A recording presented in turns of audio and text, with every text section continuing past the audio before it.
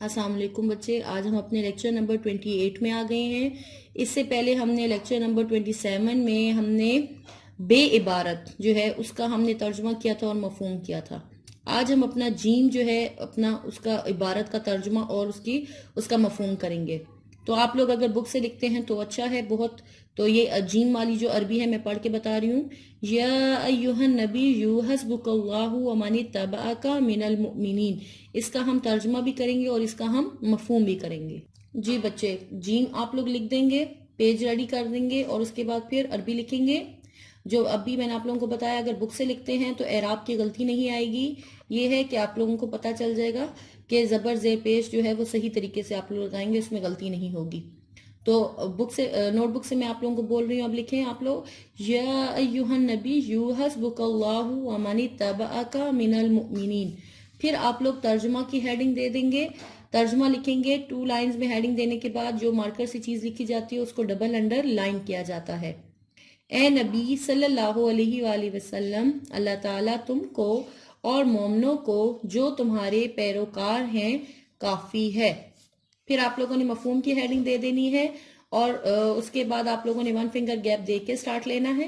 جب 33 مرد اور 6 عورتیں مسلمان ہو گئیں تو 40ویں نمبر پر حضرت عمر رضی اللہ تعالیٰ عنہ مسلمان ہوئے۔ اس وقت یہ آیت نازل ہوئی۔ جب حضرت عمر رضی اللہ تعالیٰ عنہ مسلمان ہوئے تو اللہ تعالیٰ نے آپ رضی اللہ تعالیٰ عنہ کے اسلام لانے کے متعلق یہ آیت اتاری۔ یہاں پر یہ پیراگراف ختم۔ نیکسٹ لائن میں ہم لوگ پیراگراف شروع کریں گے۔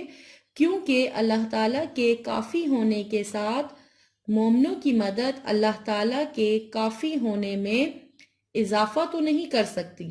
یہ سب اللہ تعالیٰ کی مدد ہی کا نتیجہ تھا کہ مسلمانوں کی قوت بڑھتی چلی گئی۔ بچے آپ لوگوں نے ساتھ ساتھ بلیک مارکر کا یوز کرتے جانا ہے۔ بڑھتی چلی گئی اور کفار مل کر بھی اسلام اور مسلمانوں کو نقصان نہ پہنچا سکے، اس لیے حضور صلی اللہ علیہ وآلہ وسلم کو اور مومنوں کو اللہ تعالیٰ کی مدد کافی ہے۔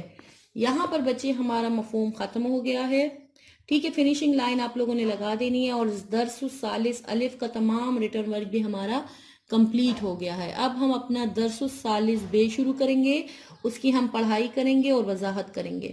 تو اسی طرح بچے آپ لوگ پینسلز ہاتھ میں رکھیں، میں لفظی ترجمہ پہلے بتاؤں گی، پھر با محاورہ ترجمہ اور پھر اس کی تفسیر۔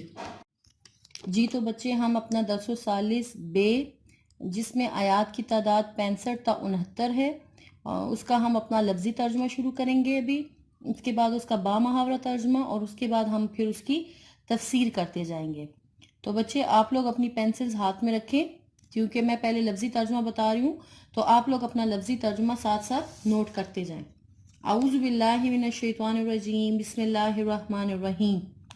یا ایھا النبی، اے نبی صلی اللہ علیہ وآلہ وسلم، حرض المؤمنین، حرض کا مطلب ہے ترغیب دو، شوق دلاؤ یا ابھارو۔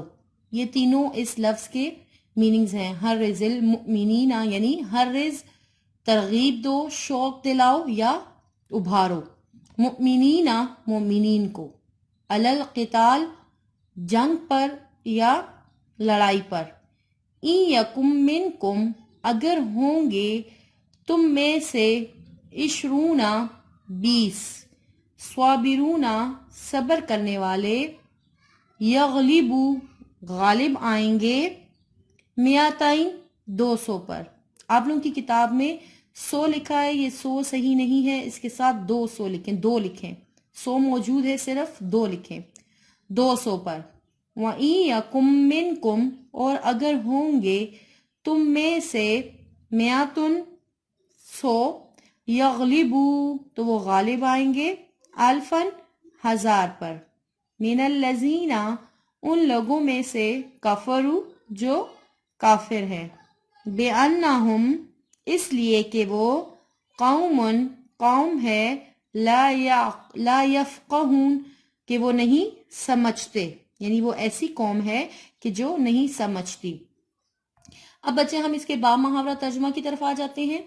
اے نبی صلی اللہ علیہ وآلہ وسلم مسلمانوں کو جہاد کی ترغیب دو، اگر تم میں 20 آدمی ثابت قدم رہنے والے ہوں گے تو وہ 200 کافروں پر غالب رہیں گے، اور اگر 100 ایسے ہوں گے تو وہ 1000 پر غالب رہیں گے، اس لیے کہ کافر ایسے لوگ ہیں کہ کچھ بھی سمجھ نہیں رکھتے۔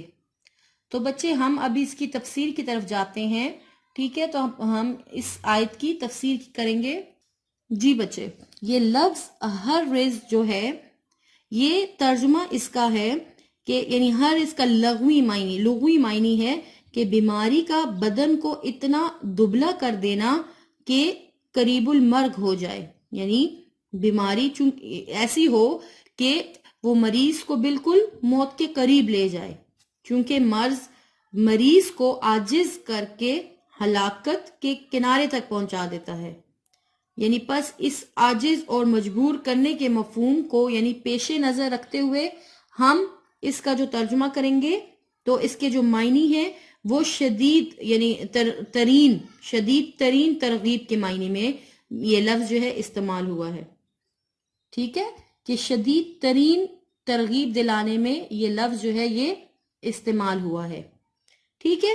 یہ ہر ریس کا۔ تو اب جو ہے اس کا ایسا مطلب کہ اس لفظ کا یعنی استعمال ہم اس طرح لیں گے کہ جو آدمی یعنی آدمی کو مجبور کر دے اور وہ حکم نہ ماننے کا اس کے پاس کوئی راستہ یعنی نہ چھوڑے، یعنی آدمی کو اس قدر مجبور کر دے کہ حکم نہ ماننے کا وہ کوئی راستہ ہی نہ چھوڑے، کہ وہ مجبور ہو جائے اور وہ بات مانے، اس طرح ترغیب دینی ہے، اس طرح کی ترغیب دینی ہے۔ یعنی اللہ تعالیٰ یہاں پر قرآن کریم میں فرما رہا ہے کہ اے نبی صلی اللہ علیہ وآلہ وسلم مسلمانوں کو جہاد کی بہت زیادہ ترغیب دو، یعنی اس قدر مؤثر ترغیب دو کہ جو مسلمانوں کو جہاد کرنے کے لیے کیا کر دے، مجبور کر دے، اور حکم نہ ماننے کا کوئی راستہ نہ چھوڑ دے۔ یعنی اللہ تعالیٰ نے یہاں پر مومنوں کو مندرجہ ذیل ترغیبات دے کر جہاد کی دعوت دی ہے۔ اب آپ لوگوں کو میں بتاتی ہوں کہ یہاں پر آپ صلی اللہ علیہ وآلہ وسلم کو حکم دیا جا رہا ہے کہ ایسی ترغیب دو کہ ان کو جہاد پر کہ یہ لوگ بالکل اس پہ مان جائیں، اس کو قبول کر لیں۔ اچھا جی بچے، اب یہاں پر ہے کہ رسول اللہ صلی اللہ علیہ وآلہ وسلم کو فرمایا جا رہا ہے کہ مسلمانوں کو جہاد کی ترغیب دو، اور ساتھ میں اللہ تعالیٰ یہ بات فرما رہا ہے کہ اگر تم میں 20 آدمی ثابت قدم رہنے والے ہوں گے، 20 آدمی ثابت قدم رہنے والے ہوں گے، تو بچے اب یہ کون سے 20 مجاہد 200 یعنی کفار پر غالب ہوں گے؟ یہاں پر کہا گیا ہے نا کہ اگر 20 ثابت قدم رہنے والے ہوں گے تو وہ 200 کافروں پر کیا ہوں گے؟ غالب رہیں گے۔ تو یہاں پر اب وہ کون سے 20 مجاہد ہیں؟